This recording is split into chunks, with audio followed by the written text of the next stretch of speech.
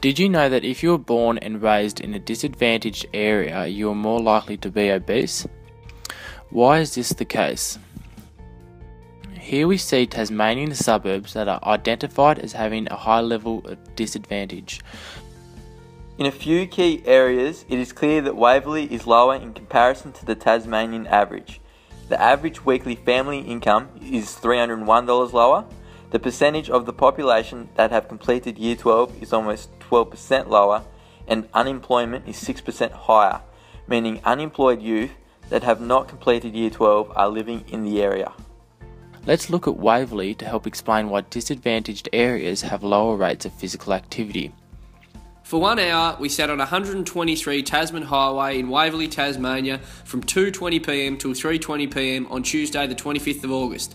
This is the main road in Waverley, located near the school, and we counted the number of cars, cyclists, pedestrians, buses and taxis that use this road. Our results were quite conclusive, with the amount of cars being a substantial amount more than cyclists, pedestrians, buses and taxis. We found that there were 186 cars, 1 cyclist, 47 pedestrians, 4 buses and 1 taxi. Therefore, we have made the estimation that the walkability of Waverley is 4%. This means that the walkability in Waverley is low, and the people living here are more inclined to use cars, buses and taxis as a means of transport over walking and cycling. This can form a part of the level of activeness in the Waverley community. Looking at Waverley in regards to Salus's socio-ecological model, we have to look at all the aspects that affect the public health. We can first look at what active recreation is available in Waverley. Waverley has no gyms or designated physical activity areas, therefore limiting their exposure to exercise facilities. They also have no sporting clubs, meaning that individuals have to voluntarily travel out of Waverley to seek opportunity in sporting competitions. They have 2 parks, one with a large pond, which is in a condition in which we don't think is swimming worthy, a small skate park, reasonably new toilets and an eco-friendly playground.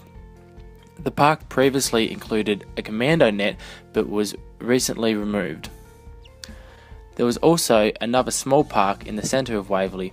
When we looked at these parks, we noticed the parks were in bad condition. There was rubbish in the water as well as a high amount of graffiti.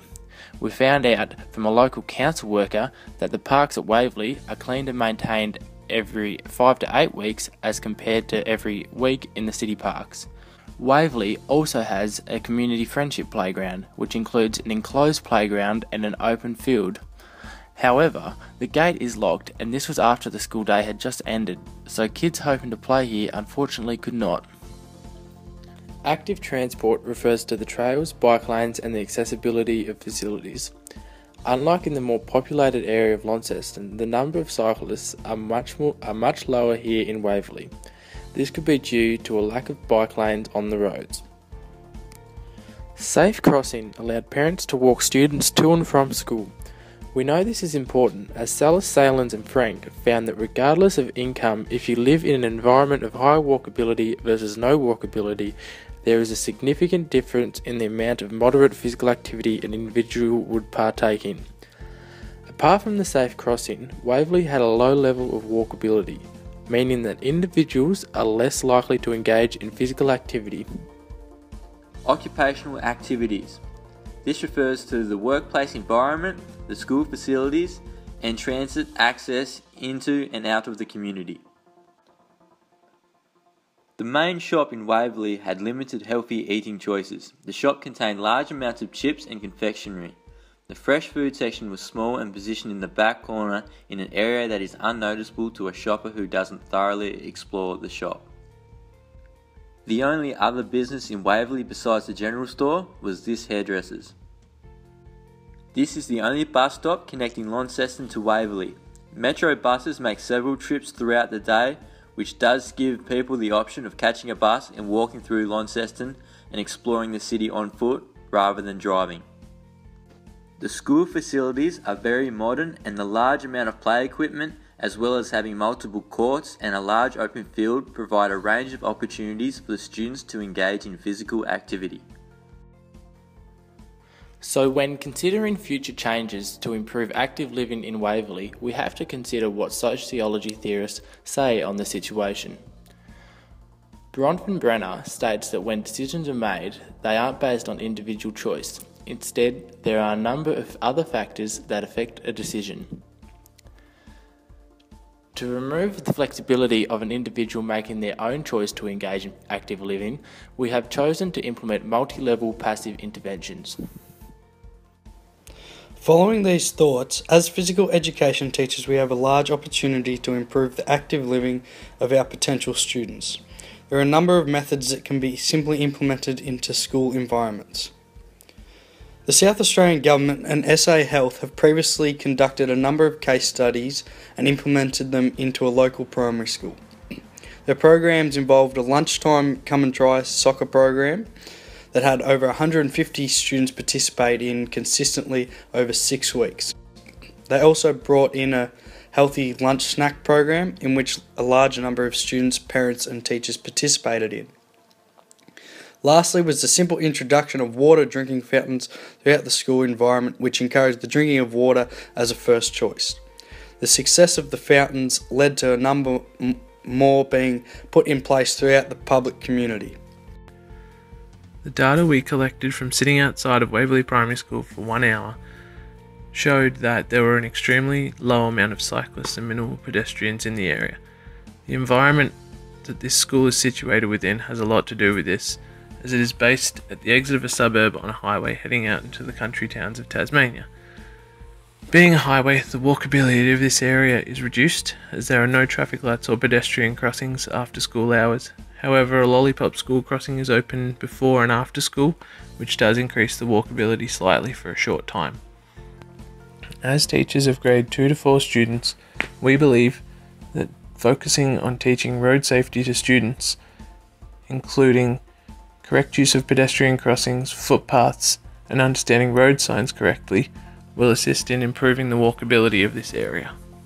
Although there are currently no bike paths in Waverley, we believe that teaching students how to ride safely on the road and knowing their road rules will increase their likelihood of riding to and from school. And if bike paths are implemented, we believe that a passive increase in cycling to and from school would occur.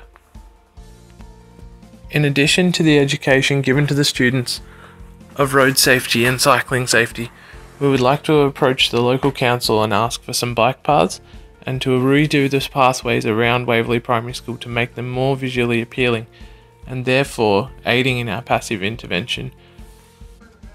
Schools can take a multi-level intervention approach, firstly by introducing bike racks onto campuses as a form of passive intervention, and then later introducing a Ride Your Bike to School program and educating students about the importance of being active. As HPE teachers, we would like to introduce compulsory sport at Waverley Primary. We believe this would act as a passive intervention and increase the levels of all students from kinder to grade 6. The only downside of having compulsory sporting programs is the requirement of equipment. As the school is disadvantaged in money, they would need to apply for government grants and also find a large grass space somewhere on their premises to be able to hold these after-school activities. From viewing Waverley Primary, there is a lot of play equipment. However, their newest addition appears to be an eco-friendly playground. This features some stepping stones and old logs. We believe that a kaboom playground would be more effective, and it would also be a more passive intervention, as it would appeal to students without advertising it. Although the kaboom parks have had inconsistent feedback, we believe that the eco-friendly playground is not sufficient to attract young people to come and play on it, and that the kaboom park would have a greater chance as it is more visually appealing. In our HPE class, we would also like to remove the chairs from the classroom once a week and replace them with fitballs. Although these may be distracting, we would like the students to be sitting on something that keeps muscles activated and is also physical activity in disguise without them realising it. For more information, please see our website.